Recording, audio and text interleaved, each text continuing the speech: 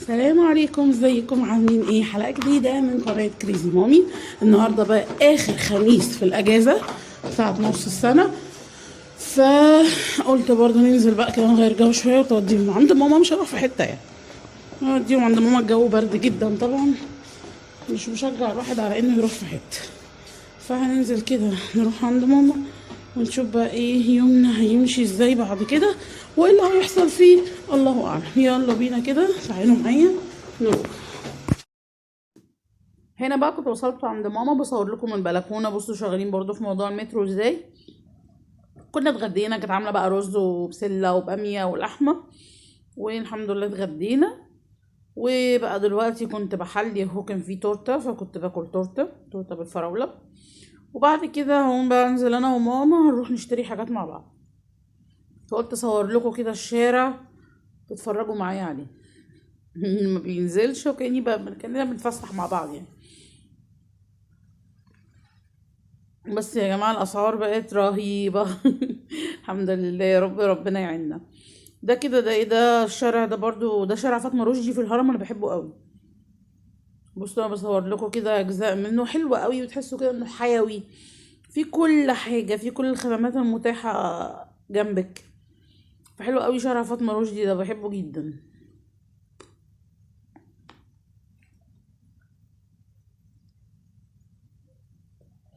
بصوا كل حاجة، سوبر ماركت، محلات بيع موبايلات، صيدلية، ايه تاني، فرن، عيش بلدي وعيش فينو، لبان كده بقى. هنا ده بقى كده كان تاني يوم بقى، وكنت بعمل الغدا. فكنت بعمل الغدا بتاعنا كان فتة. كلنا كده وخلاص الحمد. تعالوا بقى كده ايه هنلم الكتب بقى بتاعت الترم الاول، كنت سايباها على المكتب بصراحة. فتعالوا كده بقى هنلمها ونشيلها ونحط الكتب بتاعت الترم التاني. انا رصيتهم كده فوق بعض، كتب المدرسة والكتب الخارجية اللي مش هنستخدمها الترم ده زي بتاعت الترم الاول يعني، وهشيلهم عشان نجيب الكتب بتاعت الترم التاني. تمام. ودي كمية الورق اللي كنت مصوراها بتاعت سنة رابعة، عشان اللي عنده سنة رابعة يبقى عارف. ولسه في تاني كمان في الدرج هجيبهم نحطهم هنا عشان نشيلهم مرة واحدة.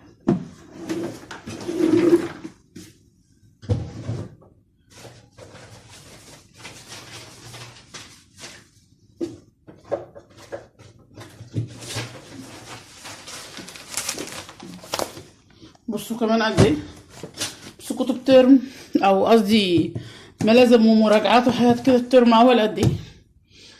هشيلهم بقى وبعدين نرجع نرص باقي الحاجة مع بعض.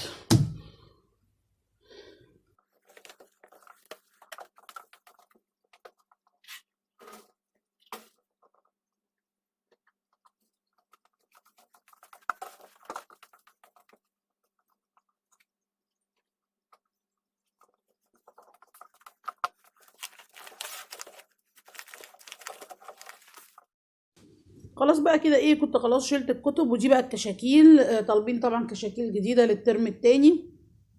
حتى الكشاكيل اللي كنا مستخدمين فيها ورق بسيط، لا عايزين كشاكيل جديدة خالص. فظبطت كده الكشاكيل اللي عندي وجلدتها، ولسه باقي الكشاكيل كمان ايه هجيبها. فهبدأ كده ارصها، وهخلي بقى ايه الكشاكيل اللي فيها اجزاء كبيرة دي زي ما انتوا شايفين كده معايا للمذاكرة بقى، للتسميع، للحاجات دي. هستغلها بقى في كده. فكده ببدأ اظبطهم اهو، بحط الحاجات اللي هنذاكر فيها على جنب، والحاجات الجديدة اللي هياخدوها المدرسة على الناحية التانية، عشان بس ايه نبقى مستعدين كده، وتبقى كل حاجة ايه منظمة، ونعرف نحط الحاجات ونحضر الجدول اول يوم والكلام ده كله. بصوا كمية كشاكيل قد ايه. يلا، بمناسبة بقى المدرسة والكلام ده، انا عندي رسالة بصراحة للمدرسين. حضرتك كمدرسة او حضرتك كمدرس، وظيفتك ايه؟ مش وظيفتك اللي انت تشتغل مع الطالب وتقويه سواء في المدرسة او في الدرس. احنا مش هنكذب على بعض ونقول ان مفيش دروس وهما بيشرحوا في المدرسة. في بعض منهم طبعا بيشرح في المدرسة، مش هنقول حاجة. بس كدرس، انا دلوقتي شايفة اللي ابني مثلا ضعيف في المادة دي، والله انا متعلمة وتعليم عالي الحمد لله وبذاكر معاهم كويس، بس في مادة ممكن مش مستوعبها مني، مش عارف يفهمها مني قوي، ليها طريقة معينة في الشرح مع طبعا اختلاف المناهج بتاعتنا عن بتاعتهم. محتاج المدرسة او المدرس.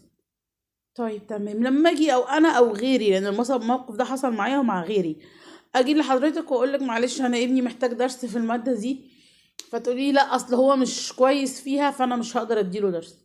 طب ما هو حضرتك انا عارفه انه مش كويس، ما هو لو كويس هحتاج لك ليه؟ يعني لو هو كويس الولد وبيرفكت في المادة انا هحتاج لحضرتك ليه؟ معلش يعني. إيه، عندي فلوس كتير مثلا فعايزه اضيعها، ولا هو عنده وقت وعايزه اضيع له وقت فراغه؟ مش فاهمه وجهة نظرك يعني.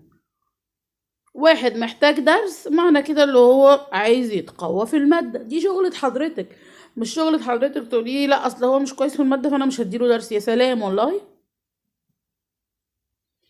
دي كده كتب المدرسة، برضو هكتب لهم اسمائهم عليها واحطها عشان برضو تبقوا عارفين انا بعمل ايه. المهم نرجع لموضوعنا تاني. آه طيب خلاص ماشي، طب اصله مش هينفع ياخد مع كذا حد عشان بس يستوعب. طب تمام اوكي، تعالي اديله لوحده. لا لا معلش اصل ما بديش لوحده. طب انت عايزه ايه؟ تديش لوحده طبعا، عشان طبعا لما تاخد 4 5 اطفال مع بعض هيبقى اكتر، ولو ان السعر البرايفت يعني عالي وبيستهبلوا فيه قوي يعني. مش فاهماكي والله. انتي شغلتك اللي انا ابني ضعيف في المادة او مش قوي فيها، اللي انتي تقويه وتشتغلي فيه معاه، مش انا ابني يبقى متفوق فيها واجي اديله درس. هجديله درس ليه؟ زي ما قلت لك ما عنديش فلوس زيادة اضيعها، ولا عندي وقت فراغ، ابني عنده وقت فراغ مثلا فعايزة اضيعه في درس.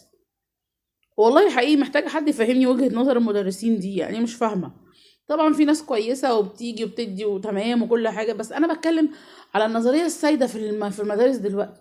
زي برضو وقت دخول المدارس، عايزين الولد جاهز، الانترفيو جاهز، ما يتعبوش نفسهم معاه بيقرا ويكتب. في ايه؟ امال انا جايبه المدرسه ليه وبدفع فلوس في مدرسه خاصه ليه؟ ايه يا جماعه ده؟ في ايه هنا؟ معلش بس هرجع للنقطه دي تاني. كنت بوريكم كتاب الاضواء عامل ايه، عامل حاجه حلوه جدا. هو طبعا ايه، الترم الاولاني كان معاه ملحق امتحانات واجوبه واسئله وبتاع، زود عليه بقى ملحق جديد للاسئله الجديده عشان طبعا نظام الامتحانات اتغير، فنزل ايه الاسئله الجديده. فدي كانت حركه حلوه قوي من الاضواء. بعد كده زي ما بقول لكم بقى بقيت الكتب الخارجيه اسعارهم جميله جدا. الاضواء عربي لوحده ب90 جنيه. المهم بقى نرجع لمرجوع المدرسين، فعايزه اقول لهم يعني ايه، اتقوا ربنا شويه.